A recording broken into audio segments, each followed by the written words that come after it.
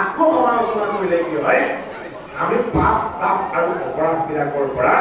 আমি মুক্ত হ'ব পাৰোঁ নিজকে যদি পুণ্যৱান বুলি ভাবি লওঁ তেতিয়াহ'লে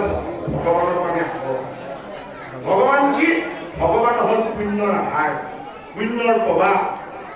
পবিত্ৰতাৰ পৰম তত্ত্ব আৰু আমি কি আমি অপবিত্ৰতাৰ সেইটো কাৰণে ভগৱন্তৰ ওচৰত আমাৰ সদায় আত্মনিবেদন কৰিব লাগে এবাৰ পৰিপূৰ্ণ আত্মনিবেদন হ'ল কাৰ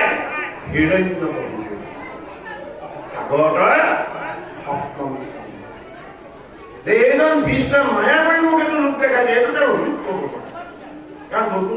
তেওঁ ধুনীয়া ৰূপ তেওঁ দেখিছে এইবাৰে অসুৰজনীত জন্ম ল'লেও সেই ৰূপ তেওঁ মনত আছে মানে বাৰু আমাক বুজাইছে যদি আমি কৃপাবশতঃ এবাৰ হৰি ভকতি কৰি হৰিৰ চৰণৰ যদি আমি কেনেবাকৈ পবিত্ৰতাৰ সান্নিধ্য পাইছোঁ তেতিয়াহ'লে আমাৰ জীৱনে সেই পুণ্যৰ প্ৰভাৱটোৰ পৰা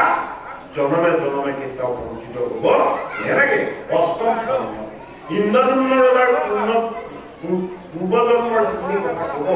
সেই কথাখিনিতো সেই স্পষ্ট কথাই প্ৰকাশ হৈছে আচল আনন্দটো মনৰ নহয় আচল আনন্দটো কিহৰ পৰমাত্মাৰ আনন্দ আমি কি বুলি কওঁ পৰমানন্দ আমি প্ৰাৰ্থনা কৰিব লাগিব প্ৰাৰ্থনা নিবেদন কৰিব লাগিব তাত প্ৰাৰ্থনা অকণমান ভজন কৰাৰ কথা কৈছিলে মাধৱ মহাপুৰুষৰ প্ৰকাশৰ 845 নম্বৰ কথাবোকাৰ পৰা প্ৰাৰ্থনা নিবেদন কৰে আমালৈ ভজন আগবঢ়াইছে ভজন এইটো কাৰণেই কৰিব লাগিব নৰসিংহৰ প্ৰভুৰ ভয়ংকৰ ৰূপ প্ৰকট হৈছে হ'ল ভাগৱতৰ সপ্তম স্কন্ধ আমি এইটো কাৰণে প্ৰাৰ্থনা নিবেদন কৰিব বিচাৰিছো সেই ৰূপ দৰ্শন কৰাটো যিদৰে এতিয়া আনন্দময়